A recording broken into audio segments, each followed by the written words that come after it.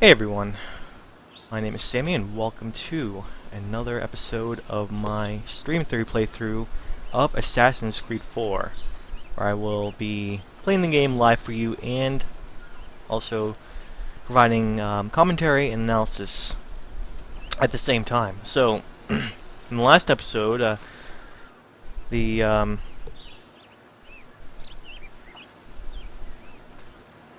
the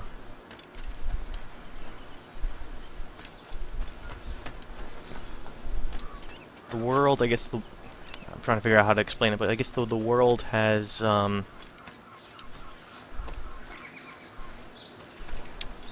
opened up, so to speak. I'm allowed to go in the greater overworld and visit islands and such. So I'm trying to figure out what exactly to do next. Right now I'm technically in a mission. I'm supposed to just be hunting, I guess, these creatures on this island here. But yeah, trying to get my bearings since I'm basically starting right in the middle of that mission. So I think there are in fact some. Nice little map. There is a optional objective. So I should be doing shoot an iguana, air assassinate an ocelot. Okay, so very interesting missions. So just have to skin 2 of each, and then at least 1 of each has to be these specific objectives. So I guess a fairly simple task to start off this stream, this episode. Alright, so I have my gun equipped, and just gotta shoot 1 iguana.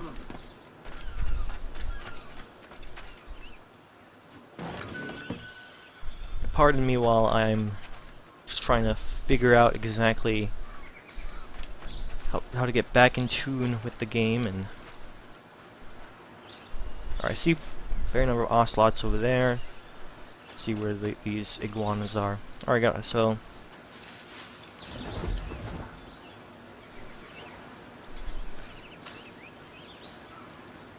think that's how you shoot.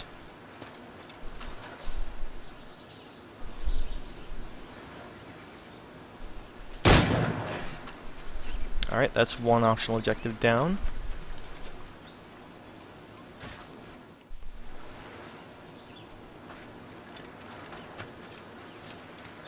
Just gotta get 1 more of these.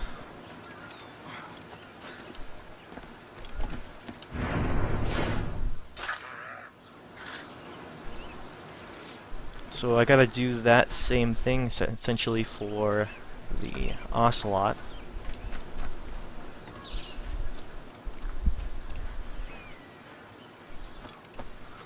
Funny how as soon as I am essentially set loose on the open world here, I am doing a very simple sort of mission, like hunting wildlife.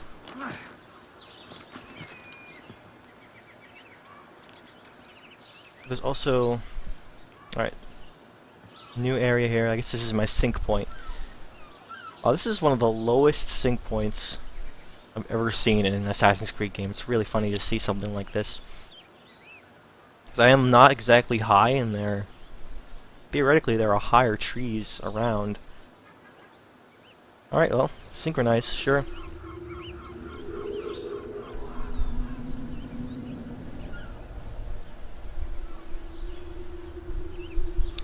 Like, I'm thinking this is really weird because of how we are in an island-based world, I guess. Plenty of islands, and islands don't necessarily have a lot of large trees and topography. So this is where the typical Assassin's Creed mechanics of climbing to a high place and using that to gather details about your environment. That's where it's starting to break down, where it doesn't quite work anymore. It depends, like, yeah, it depends on the setting, I guess. And this is one of those settings where it makes a little bit less sense to have such a mechanic. And because of that, we get stuff like that really low, a really low kind of silly sync point. All right, I see some ocelots over there. I have to air assassinate one of them. Oh, there's one over here. Okay. It's part of the mission. So I guess this is a basic hunting tutorial.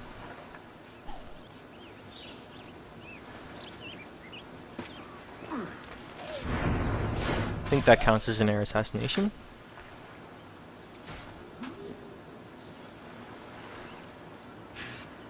It does. Okay, that's pretty good. Yeah, so I have been let loose upon the world, and now I'm doing a very simple mission. I guess it's a good thing because it's easing. It allows me to ease my way into. Okay, for his first order as quartermaster, Wally suggests that Edward do a little hunting to fix himself up. Okay, craft a new holster, craft a health upgrade. So, as I was saying, these simple missions.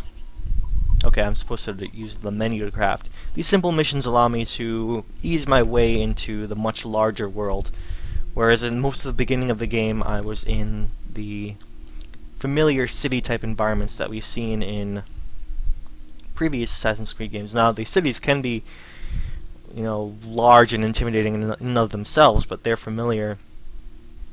We haven't really had an overworld type of thing in an Assassin's Creed game before that has been quite this, well, I'm assuming it's big, and being able to travel between areas via this large overworld is probably going to be an overwhelming experience even for Assassin's Creed veterans. So let me just do this mission. Craft a new holster. Wonder where that will be. Holsters, okay, so crafting. Pistol holster, I'm assuming this is the one, and this is a health upgrade as well. This holster allows Edward to carry one additional pistol. Alright, so there seems, well, obviously there is a crafting mechanic in this game, and I'm guessing the way it works is, well, in this game compared to, say, Assassin's Creed 3, I guess you're able to craft immediately.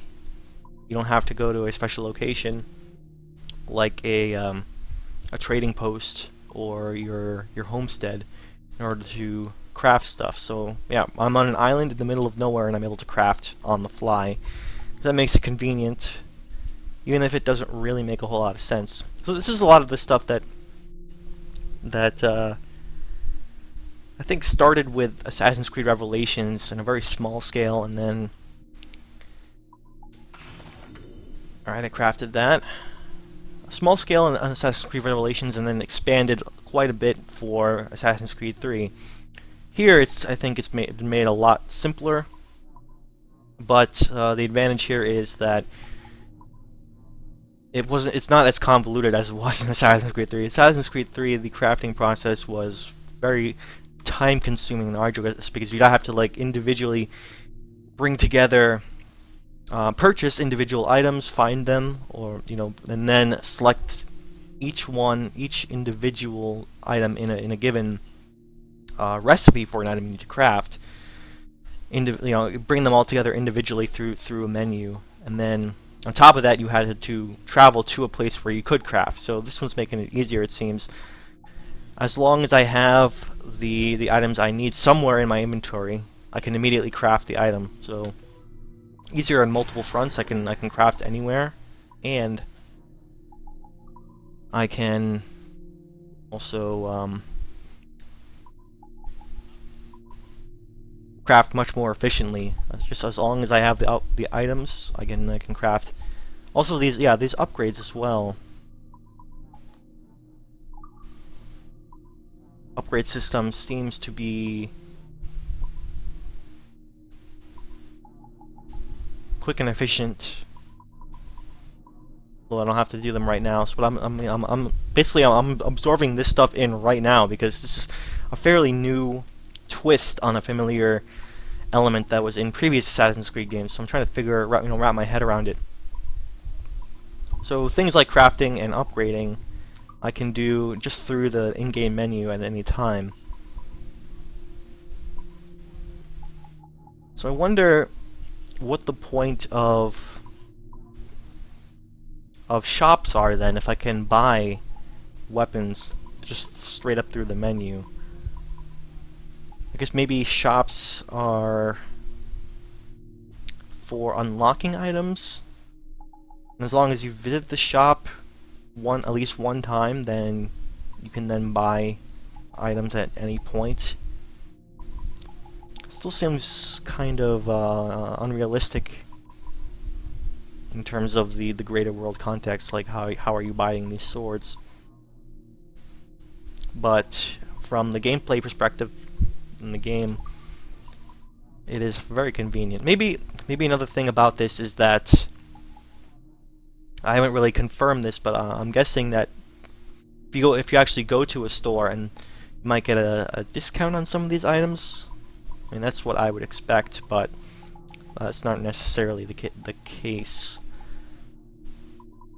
They could just very well be the same price in the menus, which wouldn't be a huge deal, but yeah, my only problem is with the realism. How does it make sense that you're able to just buy stuff through a menu at any point in time? Again, it's nice and convenient, but just trying to figure that out. Okay, so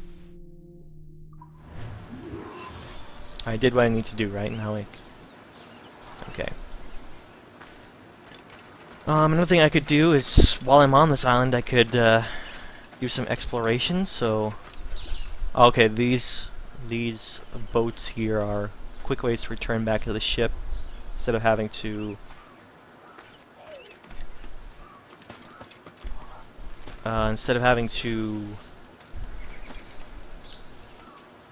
swim back yourself. You can just use one of those boats. Alright, so can't climb that tree, but I can climb this one. And I'll get this floating glyph here. Do that wrong? I guess so. Okay, so from here I can get this glyph. Oh man, are those crabs? That's pretty awesome. This island has crabs. I don't think these are animals that you can actually hunt. They're just like, it's a decoration.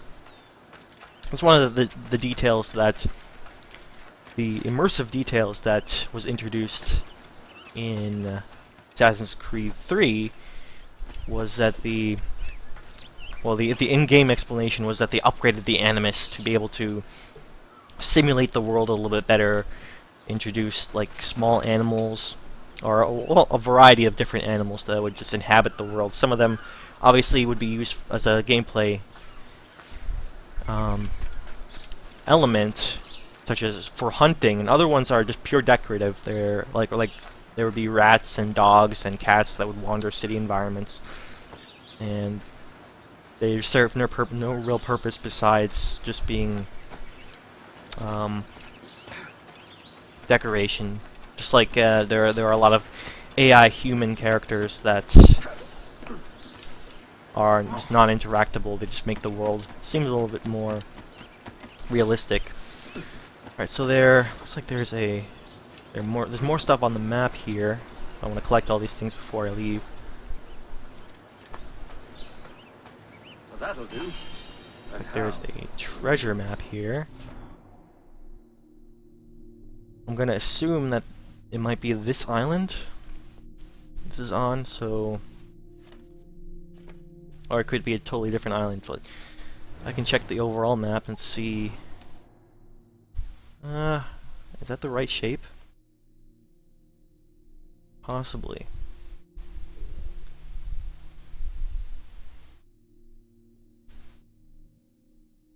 So there's more of these glyphs that I want to collect. I'll get those as well. But let's see if this treasure map here. Yeah, treasure maps.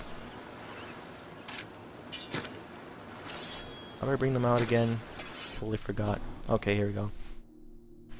Was that the right shape for this island, or is this like a totally different island? This whole treasure map thing is completely new to this game because of how it's about pirates and traversing a large sea-based overworld. So these are little treasure things hidden throughout, with only the maps as a clue towards them. So this is a nice little new thing to explore. So I want to compare this to the overall map and see if it is actually this island, or just keep this shape in mind when I visit a different island. I don't think that is actually... Doesn't seem like this island, does it?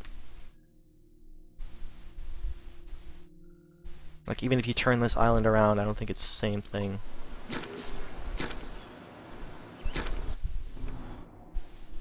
No, it's a little bit different. I don't think it's quite the same thing. Let's see what else is here.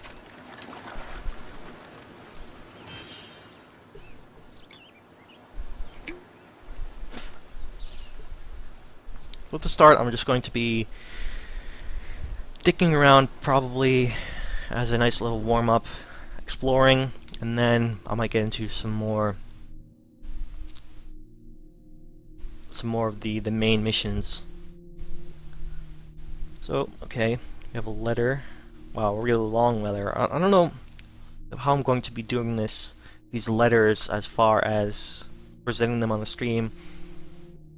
I'm thinking if they're short enough, I'll read them, but looks like this one's fairly long, and I don't want to sit here and reading them. I'll probably need to read these longer ones off the stream just so I get their information here. But it's neat to just read these.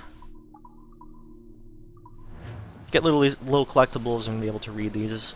I guess has become an essential part of an open world game that you get collectible items such as documents, or a lot of games also do audio diaries. I'm not sure if that's like gonna make a whole lot of sense for this game, but who knows, there might be some sort of weird context for audio diaries in Assassin's Creed 4. Alright, so how do I get this glyph here? Seems fairly straightforward. I should just be able to climb up this way.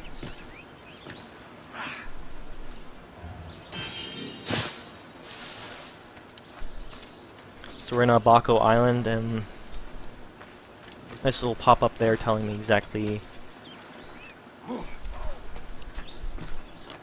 how many more things I need to collect. You know, for a very small island, it seems like there are a lot of collectibles. So there's only one here, and I know that location just because I did the whole synchronized thing. I don't know, it seems like there's not a whole lot of... It doesn't take a whole lot of skill as far as exploration if you just go to a sync point and then you automatically know everything around you. It's not necessarily conducive to an overworld game where you're meant to explore. I'm wondering if they're going to be... Oh, I totally passed it. I wonder if there are going to be items that won't show up on the map. I mean, that was actually one thing that I noticed about Assassin's Creed 3, was that there are some items that... Oh man, I missed it. There are some items that actually don't show up on the sync points, and you're meant to straight up explore them. Explore environments until you stumble across them or find them.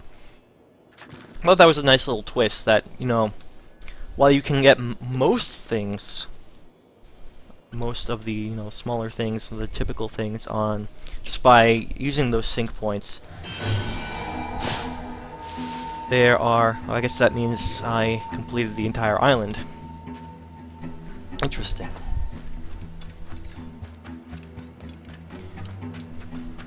There will be certain specific types of items that just don't show up via that method, and I think that is a decent balance as far as making sure you can allow players who like to collect things to collect them efficiently, but also rewarding players who like to explore. So it's like a compromise between two different types of styles of play. I mean, some people just like to be able to collect everything efficiently, and other people like to explore and be rewarded for that exploration. Like they want to not just explore the world just for the purpose of exploring the world, but also to have a purpose for exploring the world. Have a little something extra that'll reward them. Or developers made an entire world for you to explore. You'd think that they would incentivize you to see every single corner of it, and I think that's a good way to do it. So I don't know if this game will replicate that sort of feeling with Assassin's Creed 3, where some things are not shown on the map. It seems so far that when you do the sync points, you do see everything. I haven't really seen anything off the map. Well, I guess if I had to, when I'm really thinking about it, I guess the whole treasure map system fulfills that sort of thing for people who want to explore without those collectibles being told outright to you just by going to a sync point. The whole treasure map thing probably fulfills that sort of rewarding exploration. It also tells you, I guess, this sector is considered easy. That's an interesting little detail of information here. So I haven't really delved into the whole treasure map system and I haven't found any of the treasures in the treasure map, but I guess I'll revisit this sort of conversation when I actually find my first treasure. For now, I will go ahead and meet Adewale here. Fulfill my quest. Ahoy, Captain. Find what you need.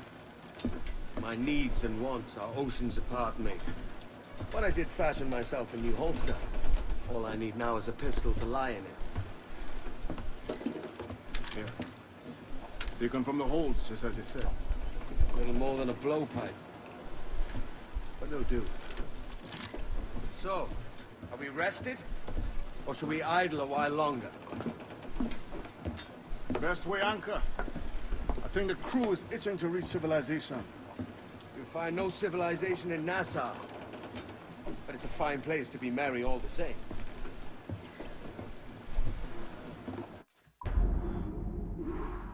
All right, I should get 100% on this one. So I'm gonna rate this memory. I'll say it's okay. Very basic, another tutorial type of memory, type of mission where you're learning how to hunt, and that is about it. Very straightforward. Nothing to it.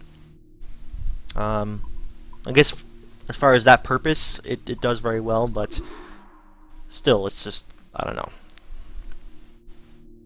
It is a very mediocre type of mission, and I guess those types of missions, especially from a tutorial standpoint, have to exist. There's really no other way to present hunting in an interesting way. In hunting, I suppose, as far as an element, as far as a actual feature in the game, it should be interesting in and of itself, but on the low-level, tutorial-level hunting, it's understandable that that stuff is not going to be super exciting. And then later on, the hunting, as it gets more difficult and you try to hunt different types of exotic animals, it'll get tougher and then more challenging, and it'll get interesting that way. But as far as the tutorial level hunting, it is going to be mediocre, but I guess it's okay that it's mediocre for now. We'll see if the hunting can sustain any sort of interesting play in the long run. And from Assassin's Creed 3, I would say that the hunting there was interesting for a time, but then after a while it just got tedious. The missions related to hunting in the game were just a chore, or it got to be a chore. It wore its charm really quickly, just as it eventually just felt like work, and there wasn't an appropriate reward for hunting. I mean, if you actually did do that stuff, you got stuff that you could sell for a really good price. You could craft interesting items with them, but the downside of that is that those items aren't really necessary to completing the game, and they don't really actually improve your experience. Alright, multi-pistols, press Y multiple times. With pistols equipped, chain shots on highlighted targets. Okay. And I'm guessing that you can do this as far as you have ammo for your guns. So if your guns only have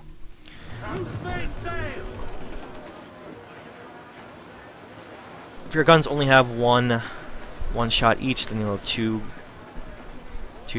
shots total for that. And if you have, I'm assuming that, like, I know that there are probably going to be guns that have 2 barrels each, so you can get a total of 4 shots.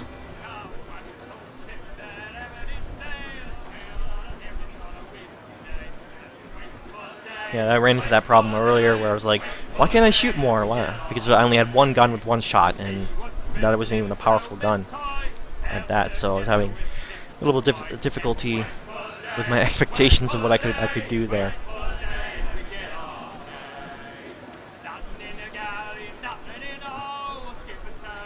Gotta say, I really love being able to sail already. Love the naval. Like as I said before, I love the naval missions in.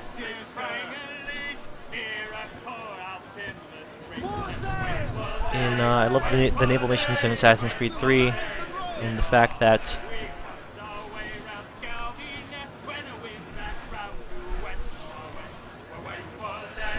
now we're able to sail in a much more open world makes it much better an experience. So I'm wondering if we're forced to actually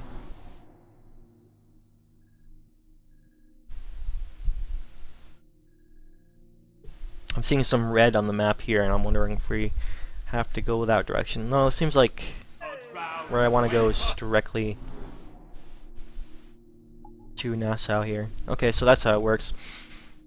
It doesn't seem like a seamless experience of you're sailing in the sea and then you can jump out your boat and visit every island. I guess the smaller islands you can do that, but when you go to a location that's considered like a larger city, its own type of environment, then you'll see a separate screen like this where you have to accept or decline. That's a little disappointing that we can't. Maybe it's because this was targeted for working with last-gen consoles. By that I mean the PS3 and the Xbox 360. Go on, Captain Queernabs. Tell me I'm under arrest. Tell me! Them your breads. Fly away, boyo! Back to your master! Aye. We was privateers together before the wars ended. I'll see you ashore.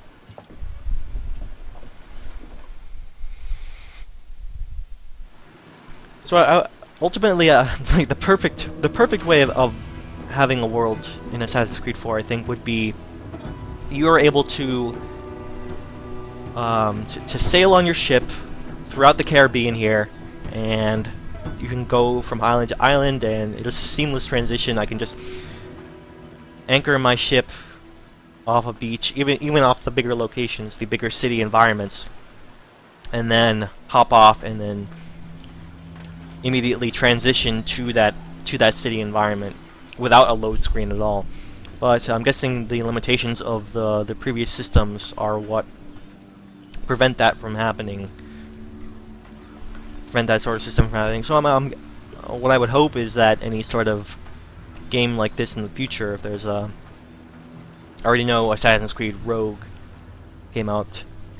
That's meant to be like a successor to this game, but that was also for previous gen consoles, so I guess I can't expect that to have any sort of improved version of this overworld here. But I would like to see, ideally, on the newer systems, a world that can allow you to seamlessly transition from the sea to even the larger environments, like the cities. Maybe if this was a PC only, or if it was targeted only for PS4, Xbox One, and PC, then that sort of system would be possible. Those systems would probably have enough RAM to handle that seamless transition. But it's not that huge a deal. It seems to come close that when you're in the sea overworld, the Caribbean Sea overworld, then there are islands where you can transition seamlessly to, but you can't transition to the sea environments. Alright, so I'm not really sure what I'm doing right now. Just trying, taking in the sights around me while I talk about the grander elements of the game. Maybe I should new environment. The way I approach any new environment in an Assassin's Creed game is I will go to the sync points. That is the standard approach, I suppose. So while I'm here, I might as well just put a marker on the closest sync point, and then do a couple of those, and then figure out what I'm going to do from there. So it looks like it's on this mast here. On this, looks like a boat wreckage.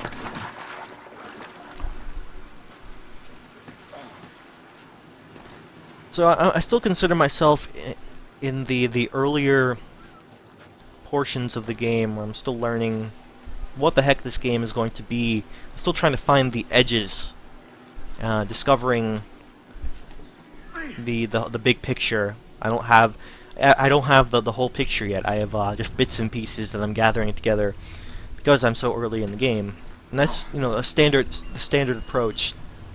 But it's exactly what happens with any playthrough of any game. Essentially, what happens, you are when you first set foot in the game, you don't know the extent of the world, how big it is. You don't know where the edges are. So right now, I'm still trying to find those edges. I'm still trying to get a grasp on how big the game is.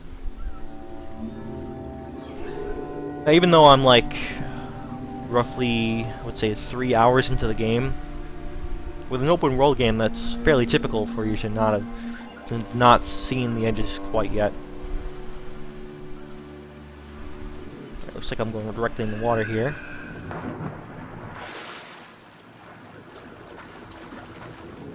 You can actually, if you're an experienced game player, one thing you can get the hang of, is when you play enough games, you start to realize, be able to get an accurate feel of how long a game is based on how long its tutorial takes. So if like 1 hour in the game you have finished the tutorial, you stop seeing tutorial type of segments in the game, then you get a certain feel about how.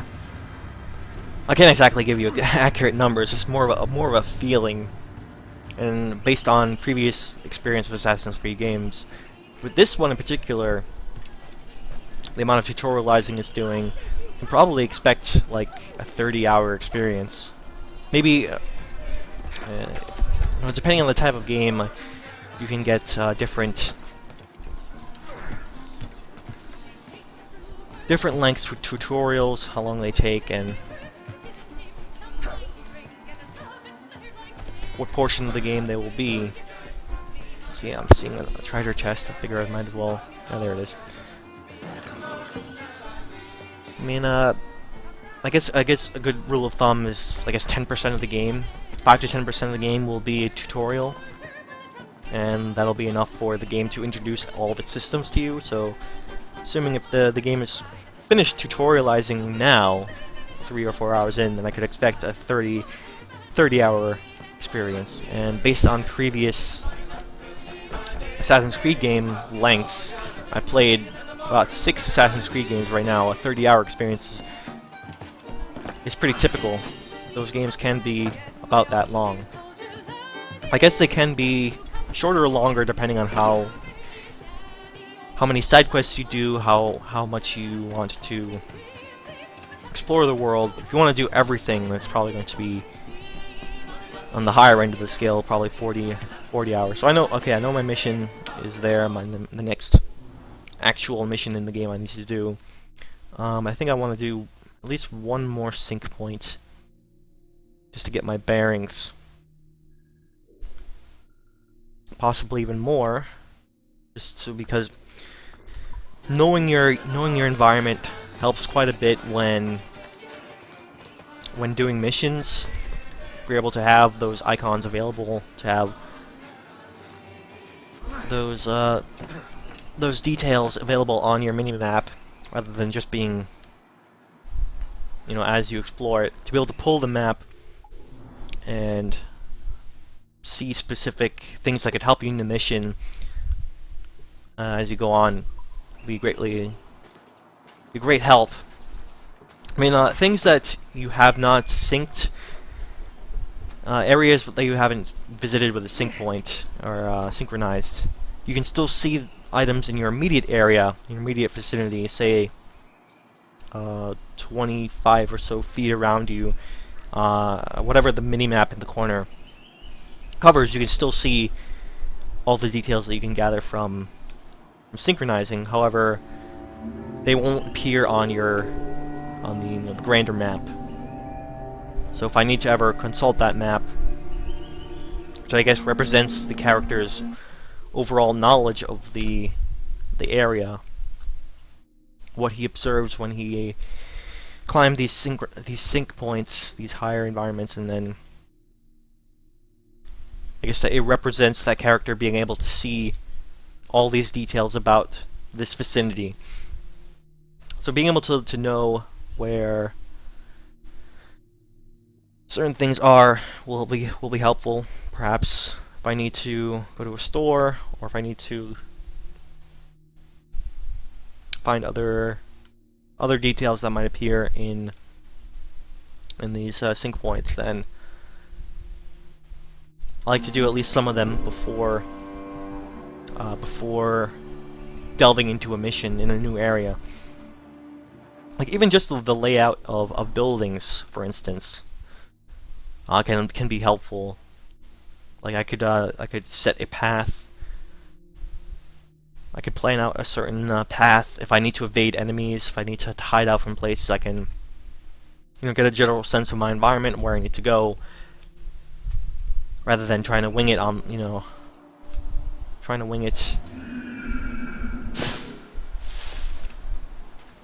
as I try to run away from them. I'm hearing a...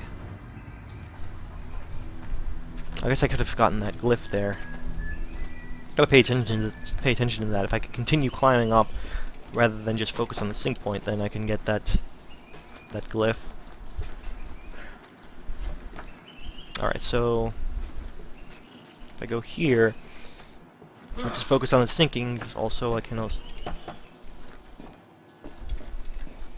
put a glyph right under my nose. That's actually a good place for a glyph, because your mind is so focused on that sync point that that glyph is very easy to miss, right? So that's exactly what happened to me. But then I actually accidentally saw it. So okay, I'm getting good sense. Nassau isn't really a huge environment, or a huge city, but it does seem to be a fairly sizable area with nice topography too.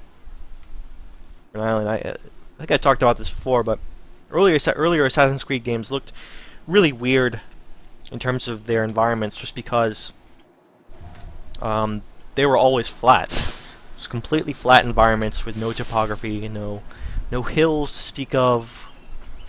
Just they were all just based on a really flat world, flat city. And I think even in Assassin's Creed 1, they had hills and such in like the areas in between cities, but the cities themselves, for some reason, they couldn't develop buildings on top of hillsides. It's probably a little too complicated. It would cost too much.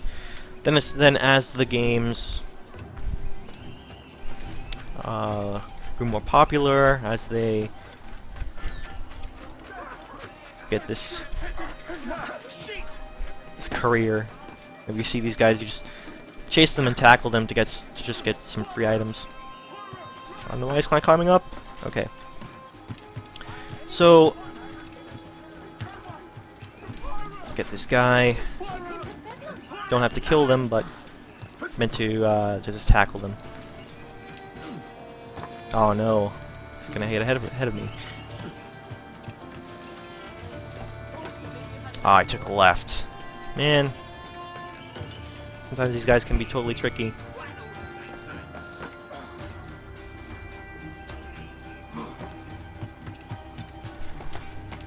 Oh, there he goes. Alright, come on, I need to tackle this guy. Come on, Kenway, move it, move it.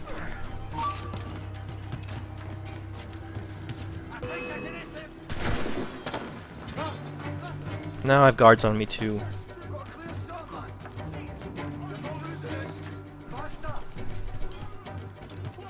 This guy's giving me a merry chase. There we go.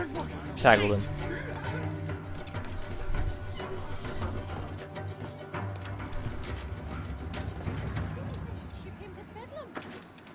Alright, so what was I doing? I think I just accidentally picked up a shanty.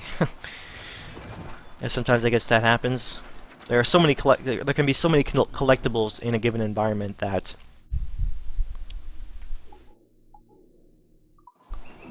you can accidentally stumble upon them. Alright, do I want to go to some more sync points while I'm here? Let's get some of the edges. Let's fill this corner here. So I think I'll go ahead towards that sync point. There we go.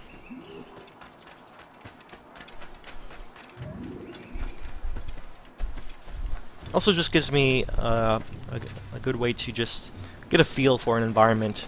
I go for a few sync points at first. It's not just about filling up your map. It's also about just getting a good sense from a gameplay perspective. Oh, it's one of those restricted environments, a fort area.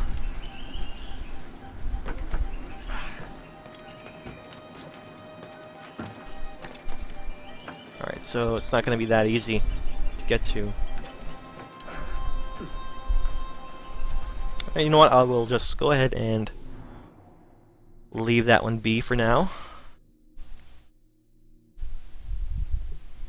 Alright, if that's the case, I think this is enough information. Maybe I'll go to my next mission. I could also do more exploration, get some of these shanties and chests, glyphs. There are also assassin contracts there too. No, I think, especially in a new area, the main mission is usually the best way to orient yourself and learn more about the area that way. Side missions I can always do them at any time.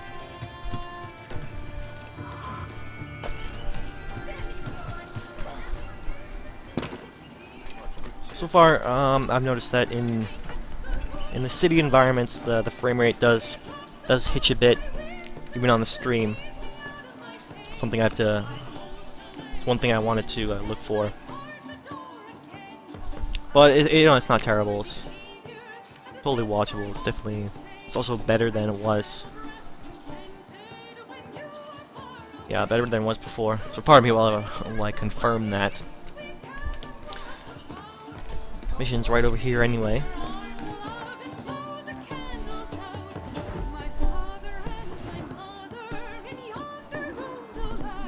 Do I want to... There's something I wanted to talk about, but I'm right here in a new mission. I don't want to just... No, I'll try and... you know, decide what to do first. Like, do I want to... you know what? Never mind. There'll be time to talk about any topic that I want to talk about. There'll be time for that. Let me just delve into something. You're a sight for salty eyes. Come you in and have a drink. Keep things moving, keep things rolling. I can wait. Who's this? Adewale, the Jackdaw's quartermaster. Jackdaw. You named your brig after a poxy bird. Ade, these lads are the better part of our growing confederacy here. Ed Thatch, Ben Hornigold, James Kidd. You let him carry a pistol, do you? Peace, Ben. Ade saved my life. And now we're looking to find a crew to fill out the rest of my ship. Well, there's scores of capable men about. But use caution. A shipload of the King's sailors showed up before nightback, causing trouble and knocking about like they own the place. Right. I'll see who I can muster.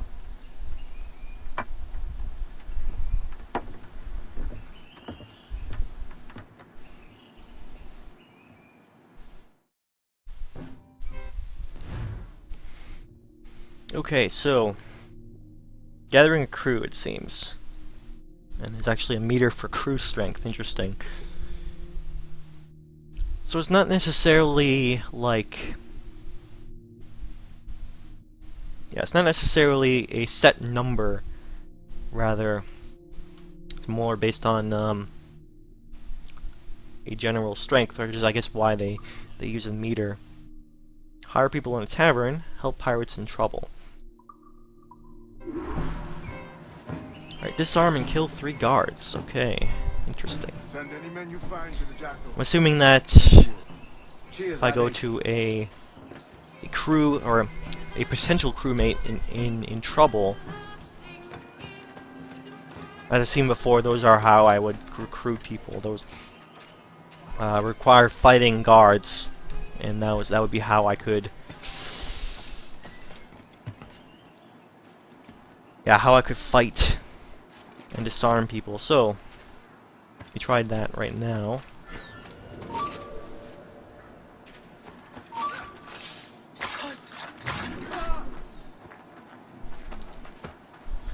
Crew. Yeah, okay. Get out of here! Home! Yes, home! Don't mind me, guards. Keep looking the other way. I'll just hide these bodies so you never notice my presence.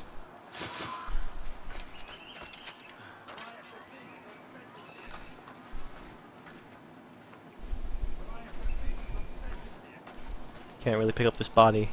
The weapon is interfering here. Alright, never mind. I'll just keep on going. Oh, there's a shanty I could chase. Alright, so I guess the thing I wanted to discuss was related to what I was talking about earlier about discovering the length of the world.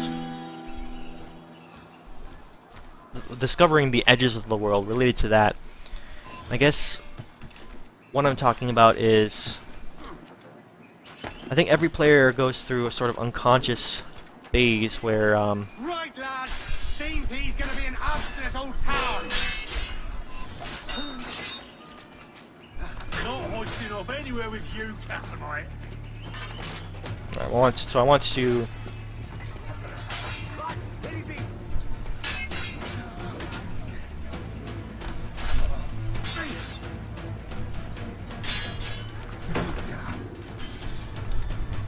I'm not actually sure if I did the optional objective there. Disarm and kill 3 guards. Storm and kill guards. How do I do that? Thanks. Kenway, isn't it? I'm with you. Alright, so if I go to unarmed, maybe that's the way to do it.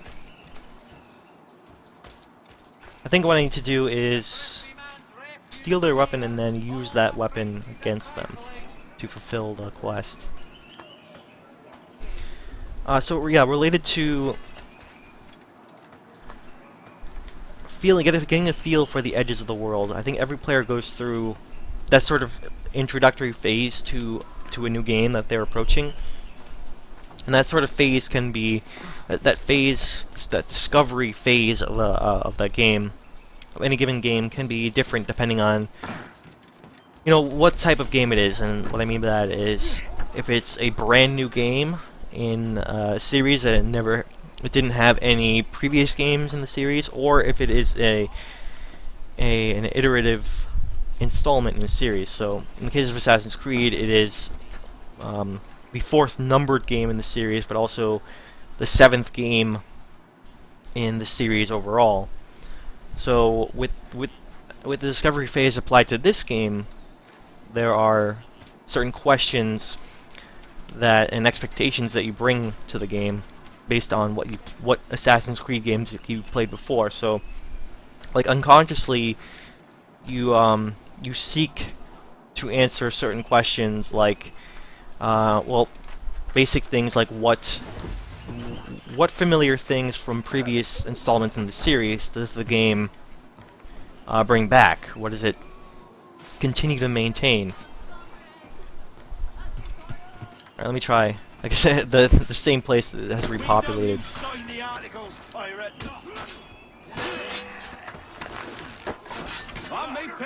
So if I kill this guy with his own weapon, will it fulfill my quest here? I think so. Pull me from the deep there, Captain. Alright, so one question is... Oh yeah, okay, it does. So I need to do that 3 times.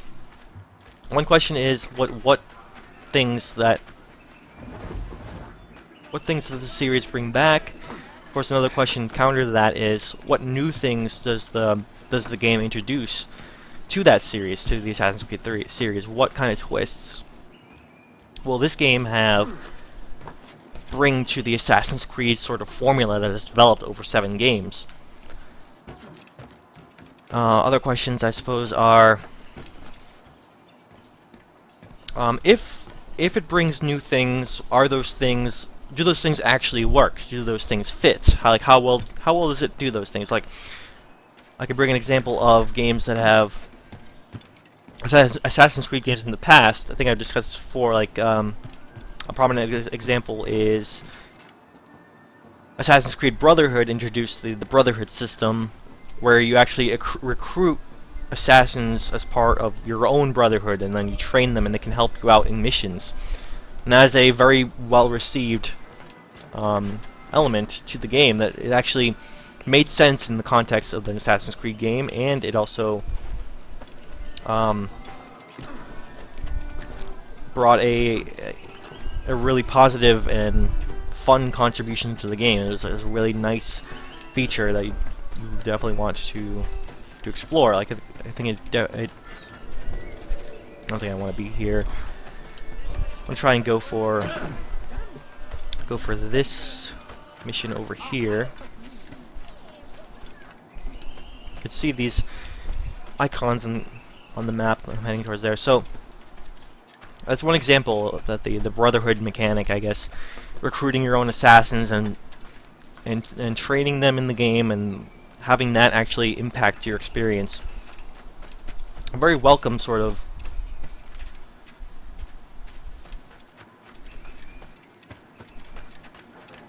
it seems like this one is inside. Interesting. It's inside the fort. So I think I'm not going to do that one. Never mind. I'll just keep doing these two. Cycling. I guess the way to do this is to just cycle between these two. Let me go back. Another example counter to that is a game, of course, an entry in a series can add new things that aren't welcome, that they don't work and they don't quite fit. And I think the most prominent example of that is in Revelations, when they brought in the tower defense element to the game, where when you take over forts and you don't manage the Templar presence in any given area, eventually they will make a run at your fort, and then you have to defend it. And that was like a very poorly received new element to the series. So the expectation with any entry in the series is that you want the game to hold the core tenets of the series, while also adding new things, new twists to what's going on. And sometimes, naturally, those new twists aren't always going to work out well.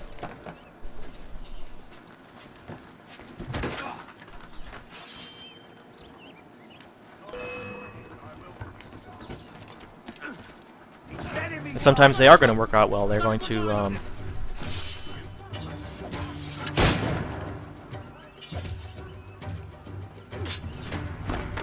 so disarm him and then attack him with his own weapon. That'll fulfill my quest. Optional objective. Same thing again with this guy.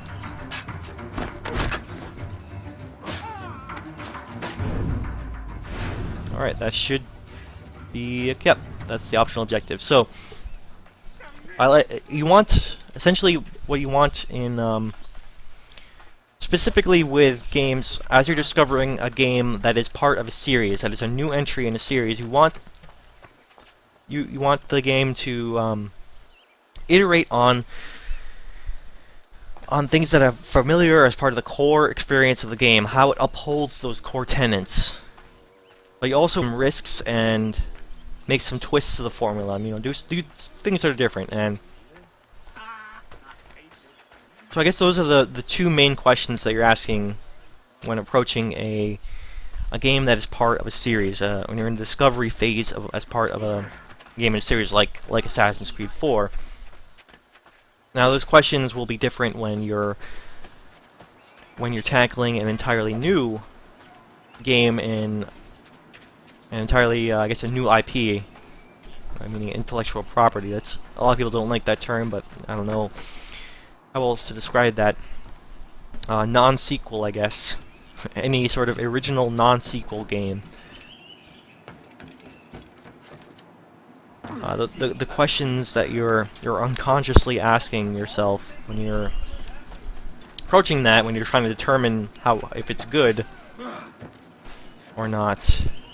Like, you're naturally asking different questions than you would ask. Oh, I didn't do this right. Alright. Actually, I don't have to disarm him anymore. Never mind.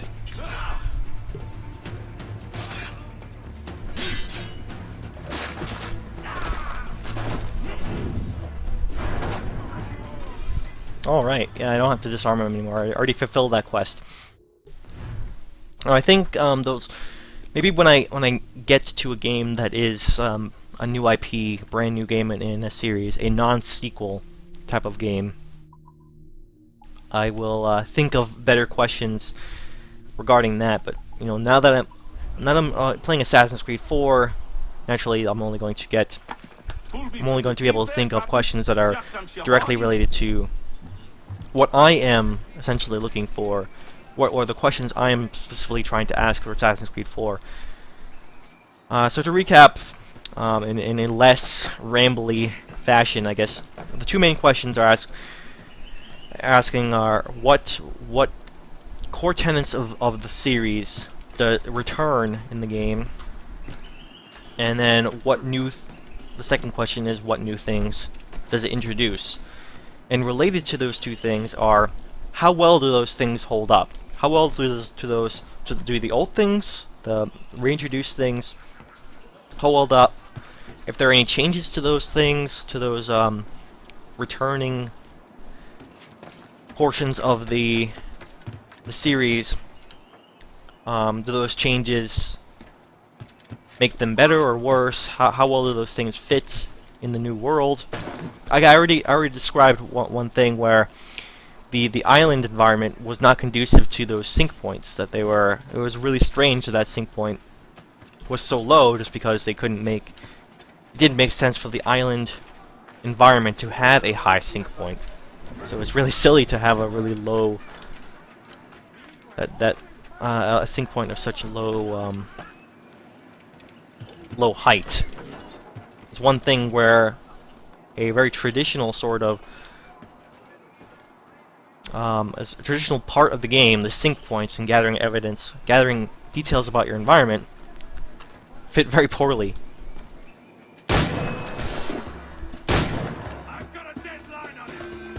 Oh man, my guns suck. They can't kill the people. They can't kill folks point blank.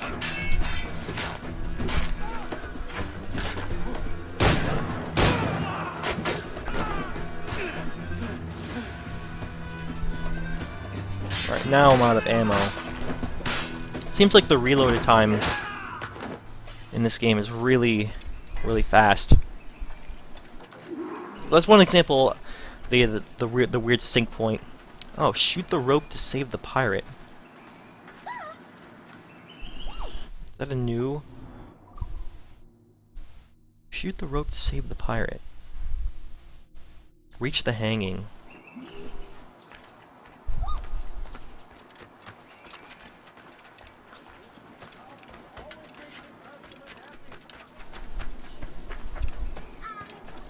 Right, so that was, as I was saying, that was one example of a familiar element that doesn't, you know, it fits awkwardly in this game for the specific reason. It's just like because of the nature of the new type of environment, trying to fit that sort of Assassin's Creed style of gameplay, it doesn't always work very well. Okay, so I guess I need to shoot the rope here. This pirate bears the blood of many innocents on his hands. Come fast. His The Majesty, soldiers of Captain Man in irons, they need to hang him. has decreed the sentence shall be to hang by the neck until death. You there? I or my crew will find out. Alright, so, did I do that? Shoot the rope to save the pirate. Free the pirate before he's hanged.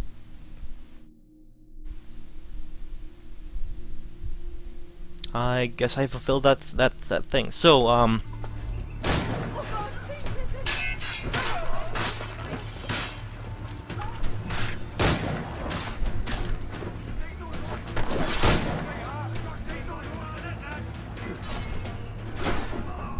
oh, dang, I think you guys are kicking my ass.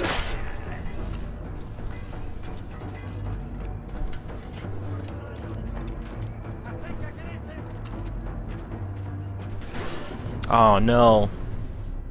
I couldn't reload fast enough to get that guy before he could shoot me. All right, well, that was kind of anticlimactic. Gotta do it over again. So, my apologies for that. I'm still trying to figure out the feel of the world, and I have to remember to keep watch for sentries, you know, snipers up top. Come fast. The soldiers of Captain Man in irons, they need to hang him. Oh, nice little detail. Actually, I have NPCs that come out and find you, bring you to the pertinent place. Bears the blood of many innocents. Alright, so on his hands. shoot the rope. His Majesty's honorable representative.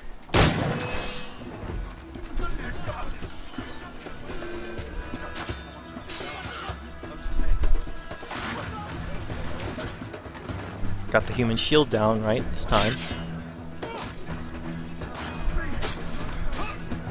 Alright, so this really intense side mission here kind of derailed my train of thought to try to recapture that.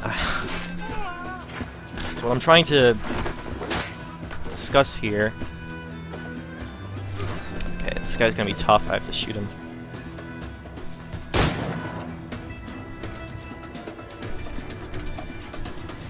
Maybe I just have to free this guy. I don't know.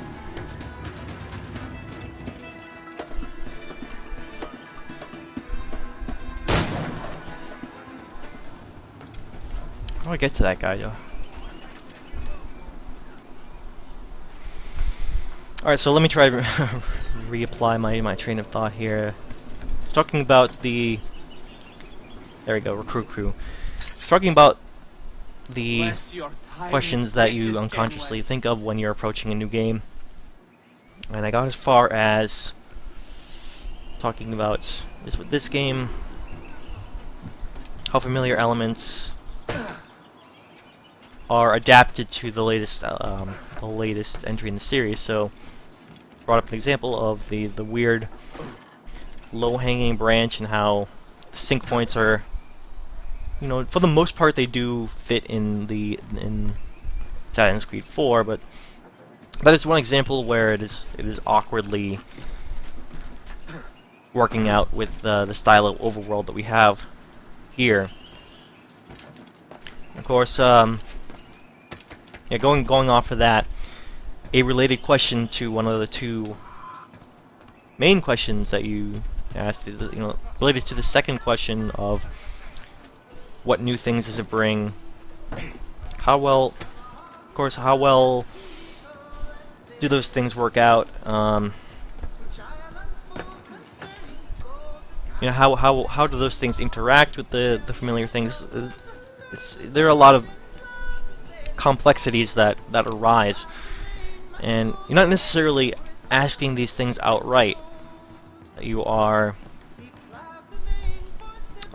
these are things that you, as part of getting the feel of a game, right? You're just doing this totally unconsciously. And I guess these are like the type of things that I'm looking for in the game right now as I try to gain an understanding of it.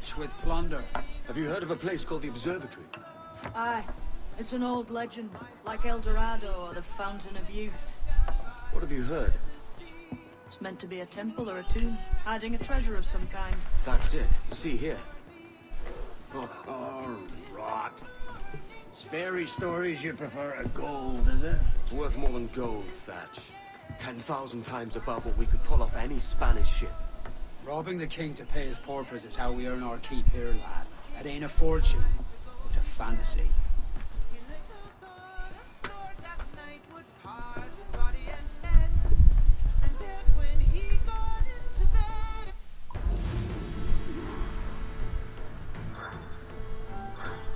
Okay. Kind of blundered my way through it, but still able to get this one.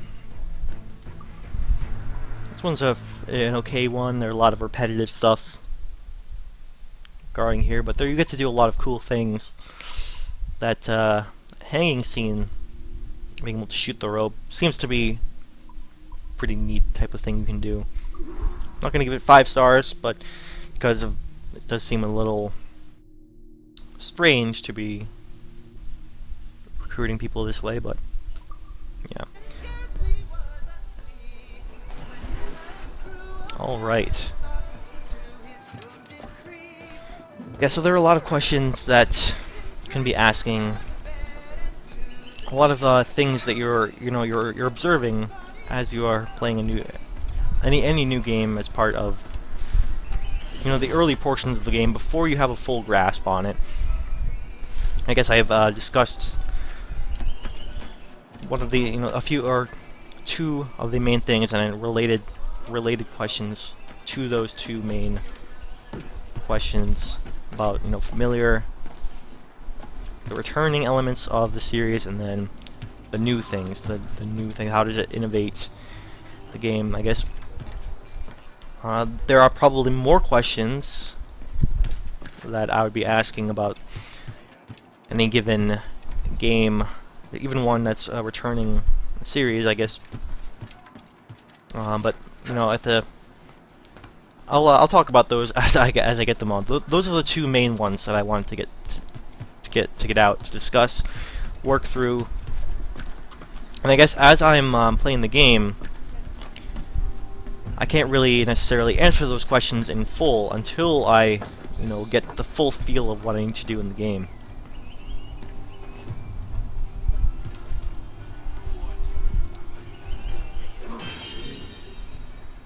So right now, while I'm in this sort of discovery phase, I can't really discuss topics full on because, as I said, I'm still learning about it. I'm still getting that feel.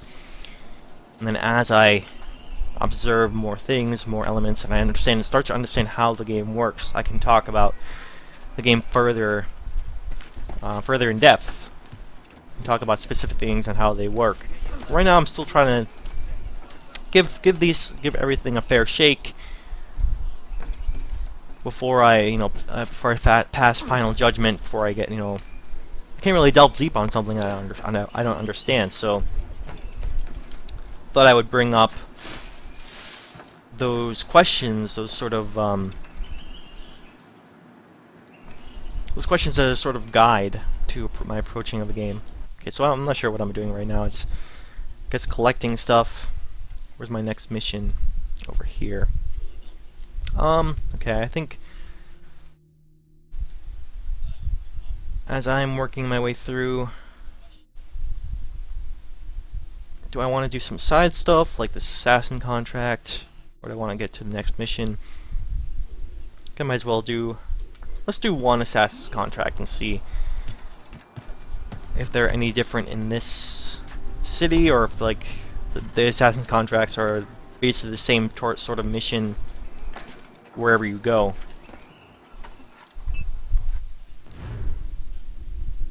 Alright, yeah, it does seem to be a sort of basically the same thing everywhere. Get a 500 bonus if you stay out of combat, if you're able to stealthily make your way. Alright, starting to get a grasp on what these assassin contracts are.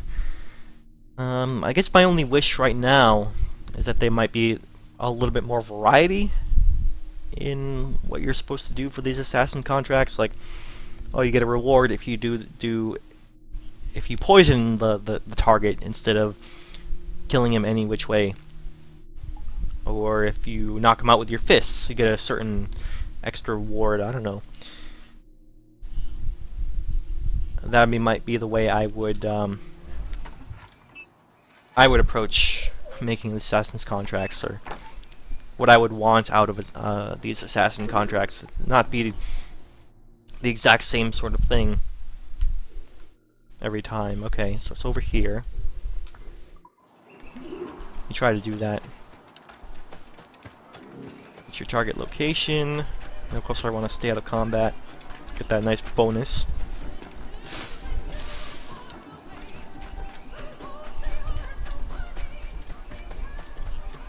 So as far as an environment, Nassau seems to be much like the way the cities worked in Assassin's Creed 3, which weren't that great. They are a little too sparse as far as buildings to, run across rooftops. You're largely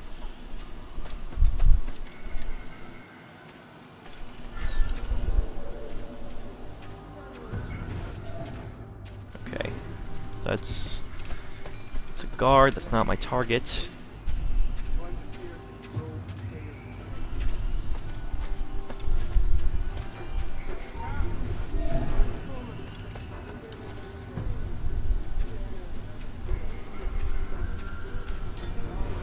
Are there any hiding spots at all?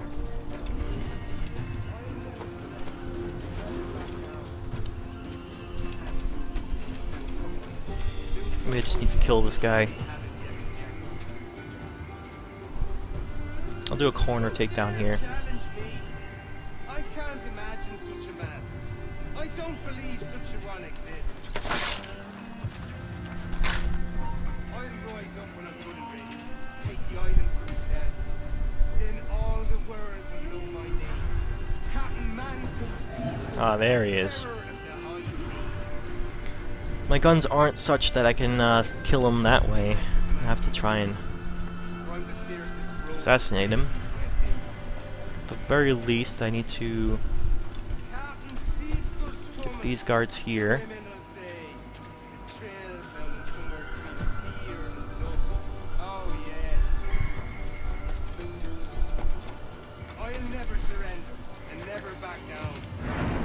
There, I should be able to kill him without... Yeah, stealth bonus. Now they'll attack me after I kill him, but I still get the bonus because I did it without entering combat before the mission. I can just run away from these guys now. Oh wow. I don't think I've ever seen enemies tackle me before. Now it seems like they're able to catch up and tackle you. It's interesting. I'm not going to say that enemies being able to tackle you was not in earlier games. It probably was, but I was able to run away from enemies before. Seems like these guys are at least better able to catch up to you, to tackle you.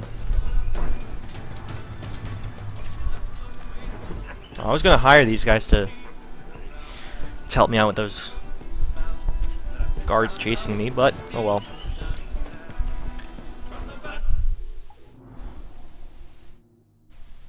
Yeah, so I guess one of the things I would like to... A little twist on these assassin contracts is maybe additional parameters for doing them. And I'm not saying...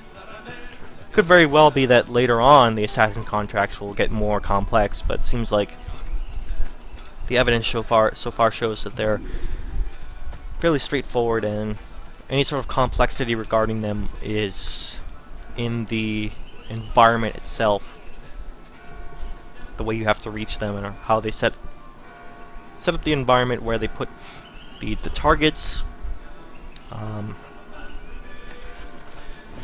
The interesting part of that one was that it was in a fairly open environment, guys surrounded by guards, but there were ways to approach him.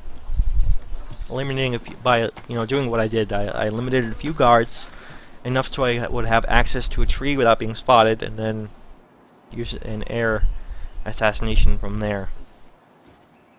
But I would like to see, as I said, a few more twists on that, like the contract wants you to deal with them a specific way, like don't get sighted ever, for instance, could be a bonus, like kill the target, but then you have to escape without being sighted. Either make it look like an accident or something, I don't know. That would be an interesting way to make them more complex going forward. Then again, they're just, they don't need to be so complex because they are just simple side quest missions that are totally optional, and they were just mostly there to give you money and experience. So they don't have to be super complex. So, did one assassin mission. Maybe I'll do some more. Maybe I'll do one. I'd like to do one more mission before I go ahead and call it a stream. I'd like to wind it down around here. Alright, I'll do this one more mission. Morning, Kenway. Not a bad looking tinderbox you got there. You sound a bit green, Hornigold. Is it envy? Is mine bigger than yours? No, I reckon it's this Jamaican funk. I prefer the Spanish stuff. So, you've got yourself a fancy brig now. Fine. Well, I'm gonna teach you how to sail her right, and how to take a prize the proper way. Thatch, we'll catch you up at the old fishing village. Aye?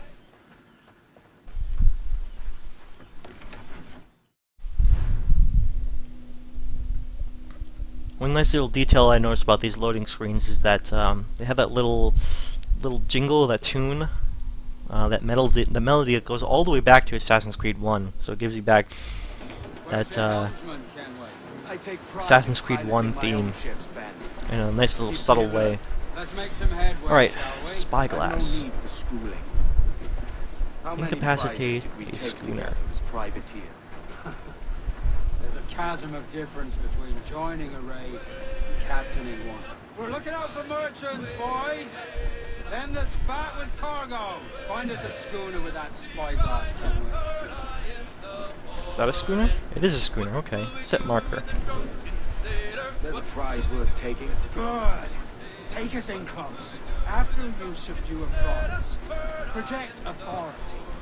Demand respect that you would never give yourself. This weaves a spell for soft minds. For your victims must always have in the back of their minds the uneasy idea that you could snap at any moment and unseam them from prick to stone.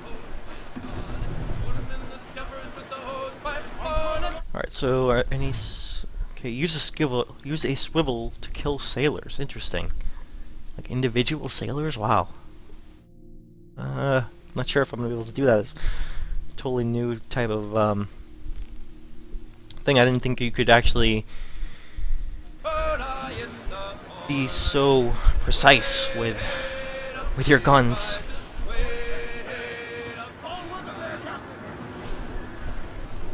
Alright. Surprised that we're already leaving the Nassau environment. I guess the mission was only to gather a crew, so you should just head back. And land a few strikes if you must, but for God's sake, don't sink her. It's no fun fishing cargo around the sea. Although it can. Okay, you can either, when it's incapacitated, you can press B to board it, try to get all of its cargo, shoot to sink it, and get half its cargo. Okay. She's disabled now and taking on a decent amount of water. So keep your cannons quiet. So I think what I want to do... Ease in close. We'll ready the grapnels. Let's go after this. That ship shouldn't be going anywhere, but I want to fulfill my quest here and try to use my solo guns on killing individual sailors on, at least on this boat. I don't know if I can do that here.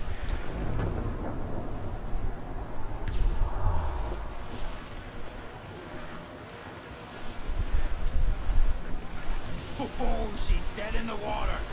Steer up alongside her. Ease the spanker! Hold down!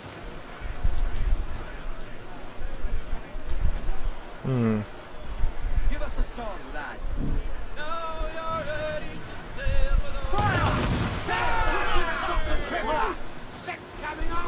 Guess I'm not doing this quite right. How do I use swivels to... Lay up alongside her. Burn me, miss! We're ready, sir! Easy prey for us, Captain! Hold sails, she'll take it. Incoming fire! How do you do that? I wonder... I'm trying to fulfill this... Use swivel to kill sailors, but how do you do that? I haven't figured out exactly how that works.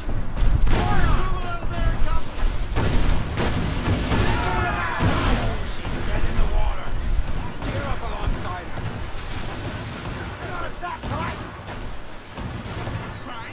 We've been scorched! Fire quickly, sir! Do not underestimate him! Ready to fire, Captain. Wait, how do you...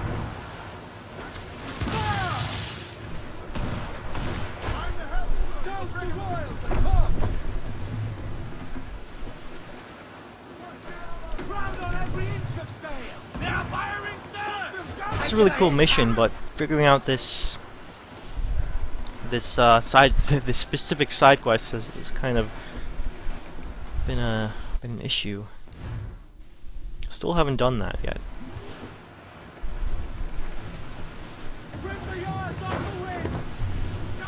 Muzzle your tongues, Major! More of the dock, sir! You're finished!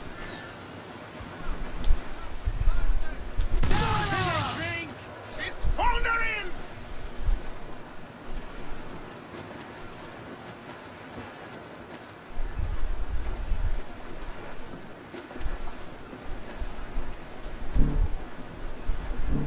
Yeah, I'm not getting any way I can actually do this.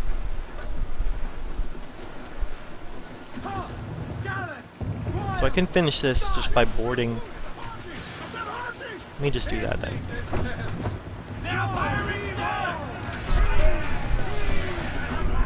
Oh, okay, now I understand. Use swivels. This is what it means.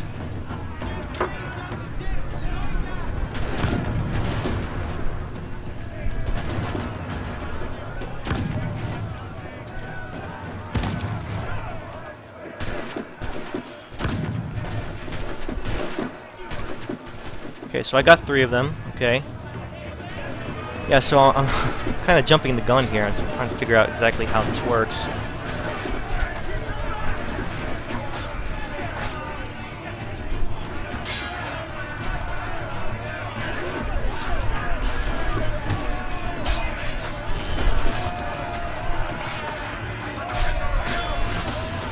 Yeah, I guess that's what happens when you're, when you don't know how a certain system works, like the boarding system, and you try to figure out based on what you know. I am Captain Hornigold, and this is my crew.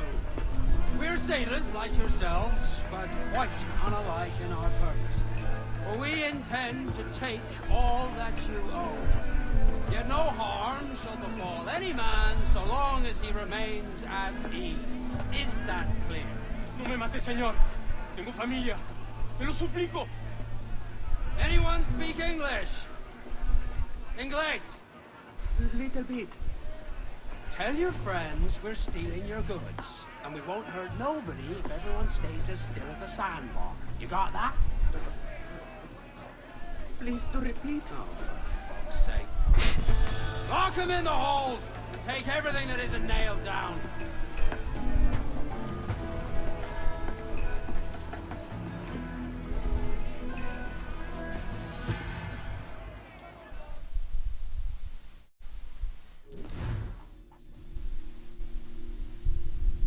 Okay. Sell your rum and sugar to the harbor master, or in your captain's cabin to get 725. All right. I can only have one option right now, but I'm assuming that as we do more of these, that we'll have more options later on. Repair the jackdaw. Good take today, Kenway. Half a dozen scores of that size, and you'll be set for a year. Now let's sell this cargo and fix up your jackdaw with a few more trinkets. For now, I'm looking for a prize that'll set me up for life. let them finish talking first, I guess. We came to Nassau to get away from the likes of kings. Well, I'll be a man of property and promise anyway. Jesus, let that dream go, lad. Nassau is the place to be, not England. Do you ever dream of the big score? A ship so full of gold and silver, just split it and sail home. Sure, but it's only a dream. Every man hopes to find a dozen chests of gold with no owners. They're as rare as an honest king. Yeah, so far anything related to like the sea, the naval stuff, just being on your ship and exploring the world and interacting with other ships, like that boarding mission we just saw. That boarding, being able to board other ships, incapacitate them or destroy them. That is basically a new addition to Assassin's Creed, even from Assassin's Creed 3, which was the first game that introduced the naval stuff. The boarding mechanics in that game were largely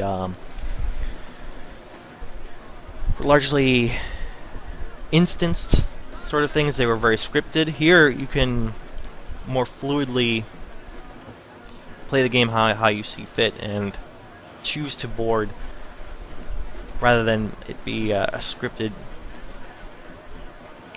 sequence.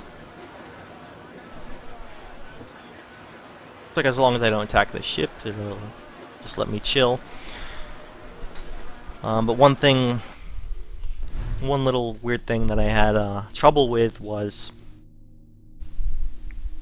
trying to figure out how to use the swivel guns to take down the guards when it was like a specific thing that happens as you are boarding the ship.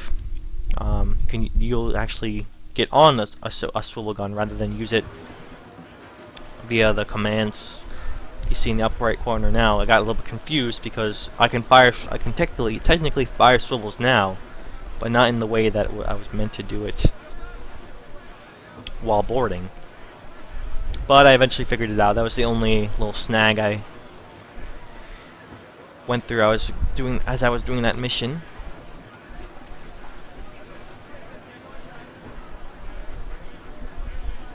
So I'm passing a lot of things that I could be doing right now, but those are all things that I can do later on.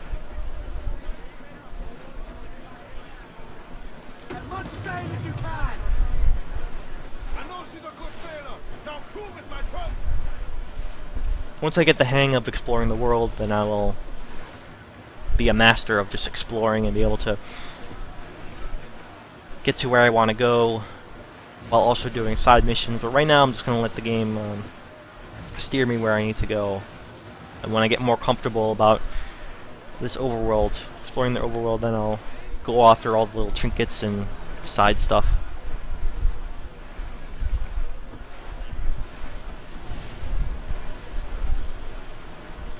So preliminary opinion on the boarding. And yeah, and as I said, anything regarding the naval stuff has been grade A, fantastic new addition to Assassin's Creed. And like you would think that naval stuff and assassin stuff don't necessarily mesh together very well, but it's a fun addition. It's like one of the best things the series has introduced throughout its entire run. So first impressions of that specific portion of the naval experience is that, yeah, very positive. I love being able to Bearing hard for cliffs, Captain. oh, whoops. Alright, I meant to slow down, but I pressed the wrong button. Still going full speed. Get the mainsails into the wind. Let's ride this blow, lads. I took a little bit of damage there, but no problem. Hold down and clew up. Bring it all sail, gammon tight.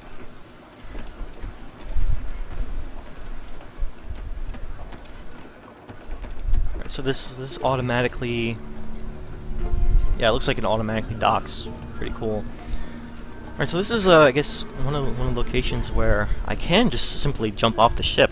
So I'm glad there are at least some locations that allow you to do that. But I'm guessing that this is not going to be a very large city environment that requires a loading screen. It's probably a much smaller area with fewer buildings and more natural environment, I guess.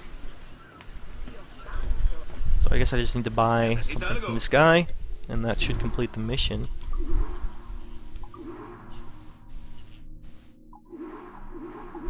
Was that the hull armor? Yes, that's what I need. Yeah, intermediate hull, okay.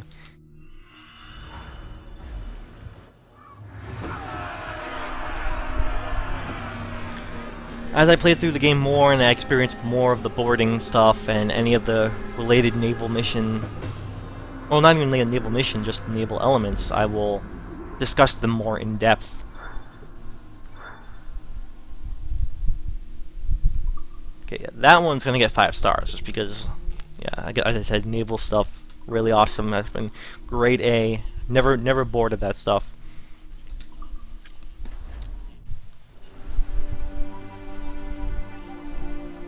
Not a bad take today.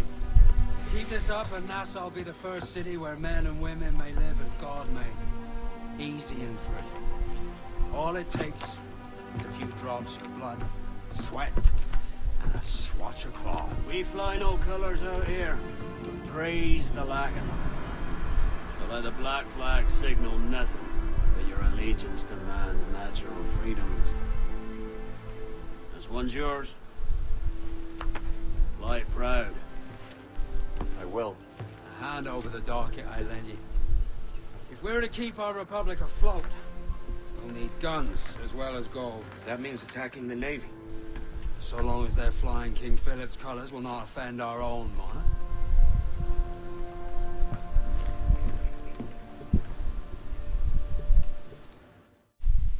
Alright, so Kenway over here, As you've likely seen, working his way through, working his way up the world. The number of military ships. Aye, easy purchase, but in small doses. Right. So to lure the Navy out of hiding, it's best to cause a bit of mischief. Catch a few small fish to attract the big ones. That's right. So plunder and pillage as you see fit, Captain Kenway.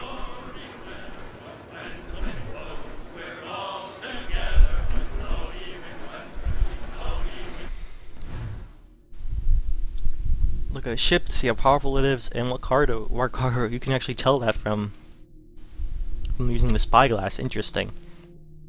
All right, so I'll give this a shot, but I think I'm going to end the stream here anyway. I think that was a good run. We can get with this specific mission first thing in the next part. So let me just check out. Sail ho! Military class brig on the horizon! Good eye, man. Are you ready for this, Kenway? She won't go down without Okay, it an does honest have fight. metal. Who's up for taking that brig, lads? All right, so That's a sound I like to hear. I think that'll be a good mission to start off with, because it kind of seems like that ship is going to be much harder to take down and plunder, and that'll be a more aggressive fight. So I'll start that as first thing to the next episode, to start off with a bang. For now, I think I'm going to start that up in the next stream, the next part. So, I think that was a pretty good part. It's a pretty good stream. Played a few missions and pretty good. We're seeing more of the naval stuff that I love. Exploring a bit and starting to get the hang of the world. Talked a little bit about how I try to figure out how to get my head around a new game as the first few hours of the game. And I bring this up now compared to bringing this up now rather than in previous games I've played, was because this is the very first time I'm playing this game. So with the other games, those were either their second or third time I've played those games, so I already know what those games are about. I'm not discovering anything anymore. So this one is like a chance for me to talk about how I approach a new game, or any player really. And that's what I mean when I say you ask those questions unconsciously, because you're not really asking those questions like, well, what new stuff does the game bring? What old stuff does the returns, and how the game handles that stuff? You're not really thinking that stuff. I mean, some people do, I guess. I do that. I consciously sometimes bring up those questions to help me work through what a game does, but for the most part, you're doing this completely out of mind. Like, it's just part of how you experience the game and how you interact with it as you approach it for the first time. It's all about feeling how you feel as you get into a game. Like all the new elements, all the new gameplay features, or all the old ones too. You're interacting with those things, and if you feel good about the game, then for the most part, those elements are